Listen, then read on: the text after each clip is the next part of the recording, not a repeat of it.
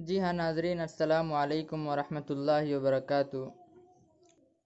अभी जो मैं आप हजरात के सामने आया हूँ वो एक बहुत अहम मौजू को लेकर के आपके सामने हाजिर हुआ हूँ। उसी मसले को लेकर के हम बात करेंगे।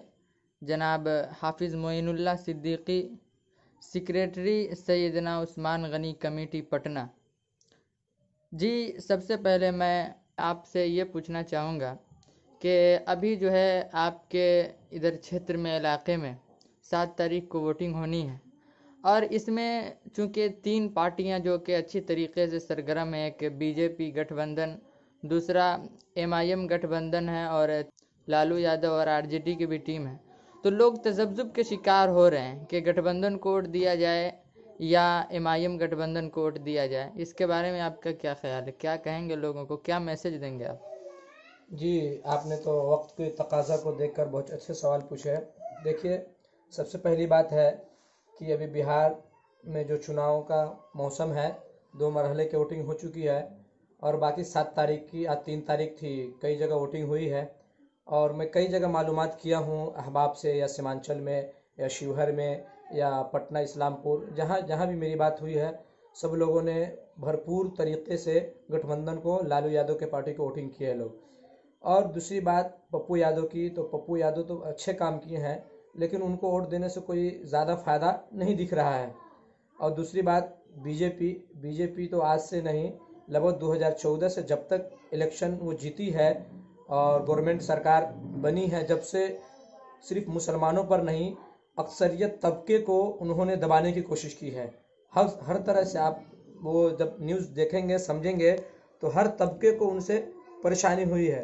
दूसरी बात, हमारा ढाका विधानसभा क्षेत्र पड़ता है और रीगा विधानसभा क्षेत्र पड़ता है। उसमें तो हम लोग, टुन्ना सिंह है जो कांग्रेस से है, गठबंधन से है, और अल्लाह का शुक्र है कि हमारा पूरा इलाका का फिजा बन चुका है कि जैसे भी हो गठबंधन को जिताना है और तेजस्वी सरकार लाना है। नीतीश कुमार 15 साल से हुकूमत कर रहे थे, लेकिन अब हुकूमत बदलनी चाहिए, क्योंकि यंग आएंगे, काफ़ी नौकरी तलाश हो रही है, नौकरी किसी को मिल नहीं रही है। अब छोड़, अभी लॉकडाउन हुआ और क्या कहते हैं, कोरोना वायरस जैसी वबा आई थी हमारे पूरे मुल्क में, और ख़ास तौर से जब मैं न्यूज़ देखा, सुनता था या पढ़ता था, तो उसमें सबसे बुरी हालात वो बिहार की थी। बिहार के जनते को रास्ते में मैं आंखों से देखा हूँ, मुर्गा बनाया गया।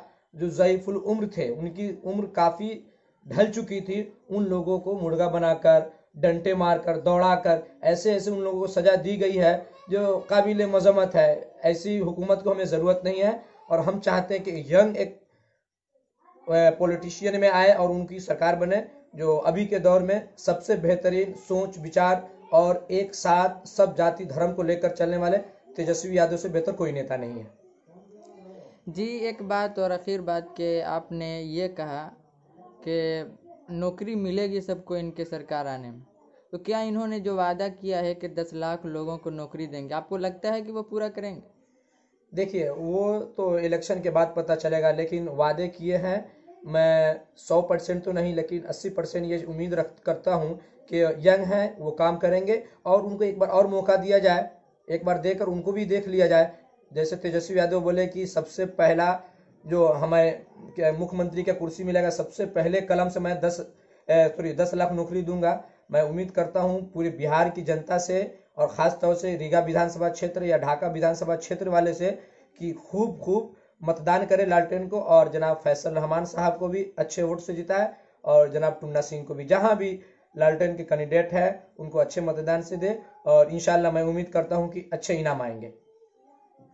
जी, बहुत बहुत शुक्रिया जनाब हाफिज़ मोइनुल्लाह सिद्दीकी साहब आपका। मैं हूँ वाकिद नकीब ऑफिशियल से।